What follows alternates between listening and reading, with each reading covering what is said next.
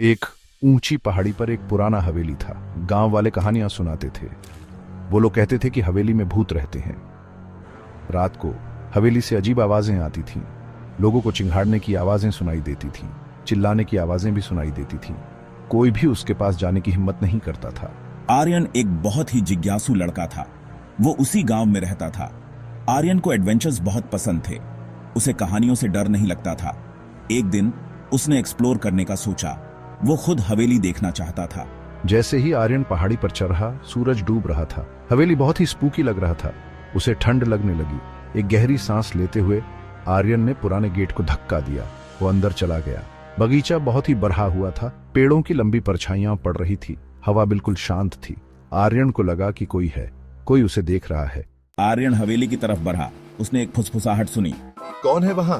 आवाज आई। आर्यन रुक गया। उसने इधर उधर देखा, वहां कोई नहीं था। हेलो। ऊपर आवाज ने कहा। आवाज धीमी और दोस्ताना थी। आर्यन ने ऊपर देखा। उसने एक खिड़की देखी। एक चेहरा दिखाई दिया। वो उसे देखकर मुस्कुराया, लेकिन फिर गायब हो गया। आर्यन हवेली के अंदर भागा। वो उस खिड़की वाले कमरे में गया। डरो मत, आवाज ने कहा। मैं अरुण हूँ, मैं यहाँ रहता हूँ। आर्यन को अभी भी कोई दिखाई नहीं दे रहा था। तुम कहाँ हो? उसने पूछा। मैं इनविजिबल हूँ, अरुण ने हंसते हुए कहा। लेकिन मैं यहाँ हूँ, मैं तुम्हारा दोस्त हूँ। हर दिन स्कूल के बाद आर्यन हवेली जाता था। वो अरुण को अपने दिन के बारे में बताता था। अरुण धैर्य से सुनता था। वो कहानियां सुनाता था। वो गाने गाता था।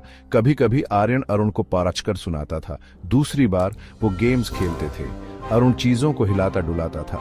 वो आवाजें निकलता था। आर्यन को मैजिक बहुत पसंद था। हवेली अब डरावना नहीं लगता था। ये हंसी से भर गया था। ये दोस्ती से भर गया था। आर्यन को अपने विजिट्स का इंतजार रहता था। अरुण उसका सबसे अच्छा दोस्त था। गांव वाले अभी भी भूतिया हवेली के बारे में बातें करते थे। उन्होंने आवाजें सुनी, लेकिन उन्होंने कभी किसी को नहीं देखा। उन्हें अरुण के बारे में कभी पता नहीं चला। यह एक सीक्रेट था। आर्यन ने अरुण से बहुत कुछ सीखा। अरुण बहुत कुछ जानता था। उसने आर्यन को इतिहास के बारे में बताया। उसने उसे प्रकृति के बारे में सिखाया। उसने पहेलियों और कविताओं को शेयर किया। हवेली सीखने की जगह बन गई। आर्यन अब डरता नहीं था। वो हवेली में अपनी किताबें लाया करता था। उसने हर कमरे को एक्सप्लोर किया। उसने छुपे हुए कोनों को खोज निकाला। उसने उन लोगों की कल्पना की जो पहले वहां रहते थे। हवेली अब डर की जगह नहीं रही। ये अजूबों की जगह थी।